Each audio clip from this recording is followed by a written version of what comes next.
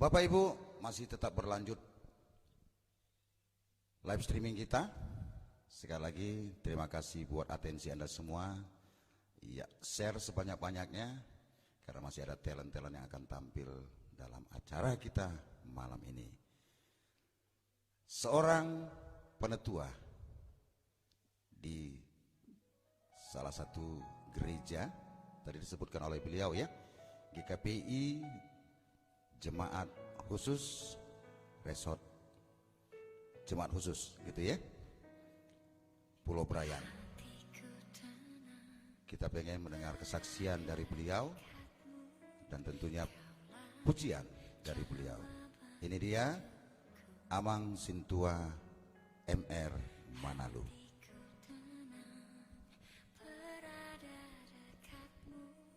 Salam, selamat malam buat teman FB ataupun para sanak keluarga dan juga mungkin keluarga besar GKPI Jemaat Khusus Pulau Brayan yang ada menonton pada malam hari ini. Inilah saya Sintua MR Manalu. Baik, sedikit soal masalah kesaksian hidup. Hidup ini memang banyak liku-liku. Tadi pertama sudah ada 2 orang anak saya untuk memberikan kesaksian. Pertama juga itu anak saya, guru saya Marista Manalu, dan anak saya Mamet Ropendi Eskom Mkom.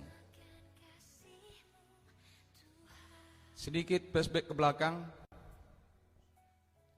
Kenapa sampai saya bisa jadi Sintua? Sebenarnya ini pergolakan yang luar biasa. Karena dulunya memang sebelum saya jadi penetua, saya bisa dibilang hidup di dalam kegelapan. Kenapa saya bilang hidup dalam kegelapan? Karena di dalam perhidupan saya, perjalanan saya mencari uang, saya pikirkan bagaimana uang saya yang lebih banyak. Semenjak mulai buka dulu namanya Porkas, saya dulu termasuk agen Porkas. Buka SDSB, saya agen 45 SDSB. Main togel, saya juga agen togel. Main kim, saya juga dengan kim. Semua segala judi itu yang saya kelola. Tapi pada sekitar 20 tahun yang lalu ada datang pendeta ke rumah kami dan juga guru jemaat kami, guru DMC Han almarhum, pendeta kami SMC Mamora masih hidup sekarang tapi sudah emeritus yang tinggal di Duluk Sanggur. Dan mereka ini pendeta mengajak saya untuk jadi calon penetua. Tapi Bapak Ibu, apa yang saya bilang pada saat itu? Saya bilang maaf sama pendeta dan juga guru jemaat dan juga jemaat karena dibikin pertanyaan di rumah. Kalian 5 tahun ya kalian, sakit mata kalian, ku bilang. Gak tahu kalian siapa saya. Karena saya sadar Bapak Ibu, pekerjaan saya di dunia gelap. Tapi itulah rencana Tuhan. Rencana Tuhan memang kita tidak bisa menyangkal. 1 minggu yang berselang, tiba-tiba istri saya sakit. Anak saya yang paling kecil itu di dalam kandungan umur 8 bulan. Pada saat itu, sebelum itu istri saya ini sehat-sehat. Tapi seminggu berselang, karena saya menolak dan saya bilang, dan saya ingat memang itu mama saya ada di rumah ibu saya, dia bilang, ini enggak bisa kau tolak ini Amang, karena saya rasa ini adalah utusan Tuhan datang ke rumah ini.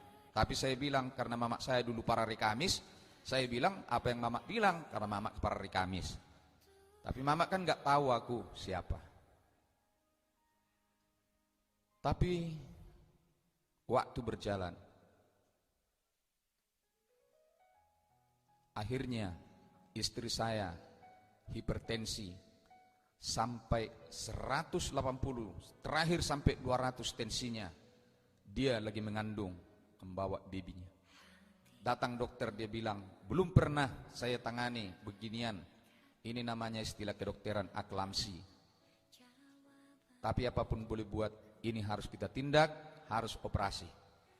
Dan kata dokter, anak saya yang paling kecil ini sudah meninggal dalam kandungan.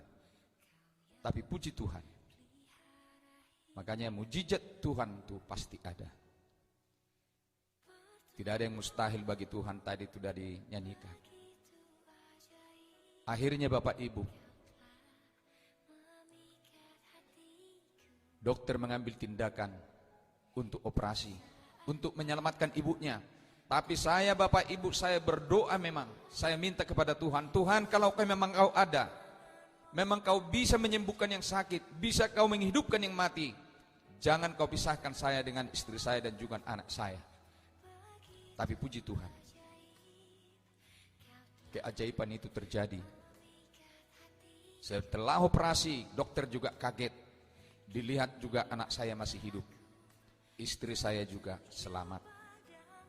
Pendek cerita, saya di situ saya berdoa memang. Saya bernazar buat Tuhan, kalau memang Kau Tuhan menunjukkan kuasa-Mu, saya akan datang untuk melayani di tengah-tengah gereja-Mu. Itulah akhirnya karena Tuhan juga menunjukkan mujizatnya. Anak saya hidup. Sekarang anak saya sudah semester 7. Jurusan teknik komputer. Tapi itulah Tuhan juga mengatur semua perjalanan. Selama 21 tahun istri saya bersama dengan anak saya. Tapi Tuhan juga berkehendak. Pada tanggal 5 bulan 7 tahun 2018, ibu kami, istriku meninggalkan kami. Tapi itu pun tetap saya juga berpengharapan buat Tuhan. Karena saya yakin bahwasanya rencana Tuhan itu selalu yang terindah di dalam kehidupan manusia yang diciptakan. Oleh karena itu, Bapak Ibu yang dikasihi Tuhan, sampai sekarang biarpun tadi kesaksian anak saya juga Marista, sampai sekarang saya menanti cucu dari anak saya sudah 5 tahun berumah tangga. Tetapi saya tetap sabar, tetap saya berdoa, saya serahkan kepada Tuhan. Karena janji Tuhan, Dia juga berjanji bahwasanya kamu beranak cucu. Saya yakin itu, janji Tuhan itu. Dan memang saya bilang sama anak-anak saya, sabar. Sekarang kondisi saya ini sekarang ini adalah duda. Kalau istilah orang duren katanya ya, duda keren. Karena apa? Karena memang tetap saya syukuri semua kejadian ini. Saya tidak pernah mengeluh. Ini anak saya Mamet Ropendi tadi Manalu. Sudah 1 tahun menjalani rumah tangganya. Belum lagi ada momongan. Ini juga penantian. Dan saya bilang sama anak saya, kita harus bersabar. Nanti indah pada waktunya. Oleh karena itu Bapak Ibu, inilah kesaksian hidup. Sampai sekarang saya bisa berdiri di sini bukan karena kekuatan saya, tapi ini adalah kemurahan Tuhan. Sampai sekarang saya jalani, tetap saya melayani di tengah-tengah gereja GKPJ khusus Pulau Brayan. Tapi bukan cuma di gereja, di mana-mana kita tetap juga melayani. Jadi untuk itu Bapak Ibu yang dikasihi Tuhan, karena situasi pada saat ini dengan kondisi pandemi COVID-19,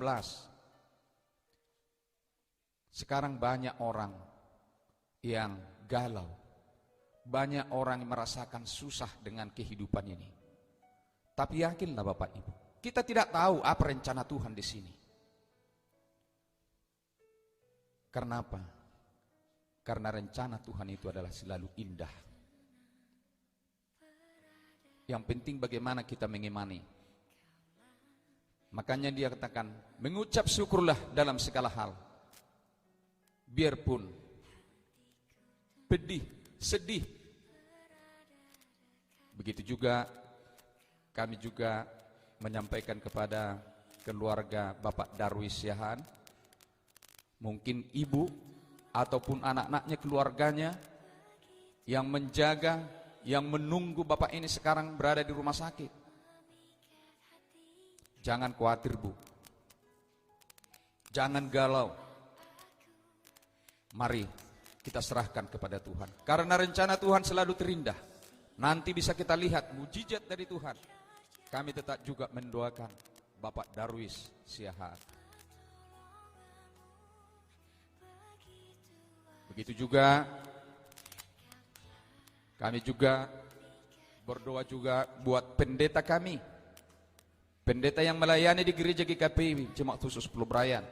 Mungkin juga Bapak Pendeta Salomo Simanjuntak dan keluarga menonton acara live streaming kami sekarang. Tuhan Yesus memberkati, aman. Jangan galau, unang marsak, tapi bersyukurlah, syukurilah selalu. Karena doa amang itu, khotbah amang itu, itulah yang terjadi di dalam kehidupanmu sekarang. Oleh karena itu, saya akan membawakan lagu pujian. Semoga lagu ini bisa memotivasi dan bisa membangkitkan semangat, terutama keluarga Bapak Darwis Siahaan yang ada di rumah sakit dan ibu. Saya akan membawakan lagu Indah Rencanamu Tuhan.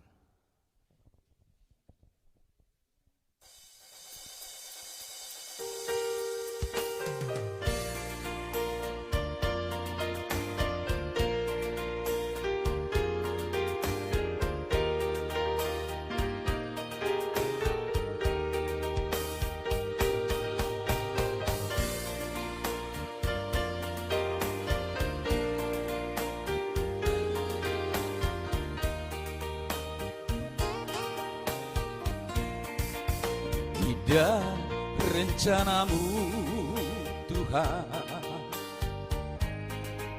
di dalam hidupku, walau ku tak tahu dan ku tak mengerti semua jalanmu.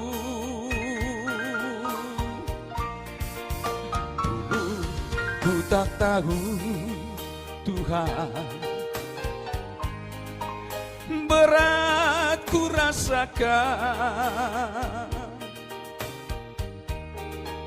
hati menderita dan ku tak berdaya menghadapi semua. Tapi ku mengerti sekarang, Kau tolong hamba-Mu.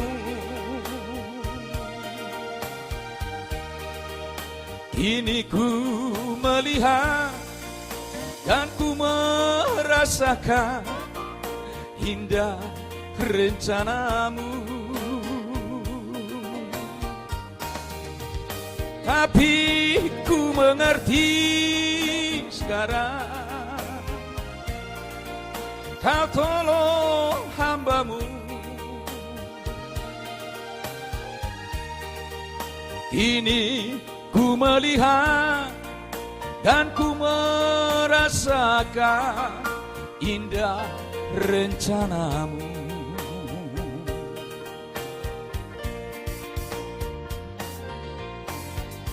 Karena rencana Tuhan itu selalu indah. Rencana Tuhan itu selalu baik.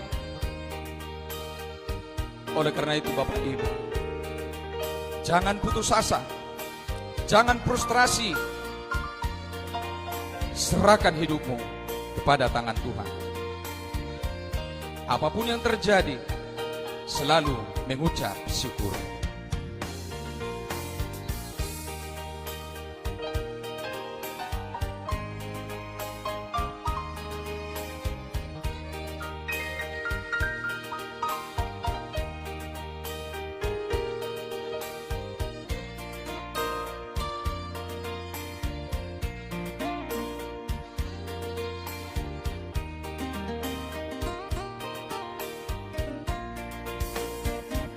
Ku kan tahu Tuhan, berat ku rasakan, hati menderita dan ku tak berdaya menghadapi semua. Tapi ku mengerti sekarang, Kau tolong hamba-Mu. Kini ku melihat dan ku merasakan indah rencana-Mu. Tapi mengerti sekarang, Kau tolong padaku. Kini ku melihat dan ku merasakan indah rencana-Mu. Kini ku melihat dan ku merasakan indah rencana-Mu.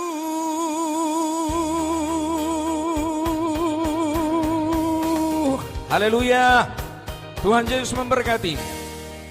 Amin.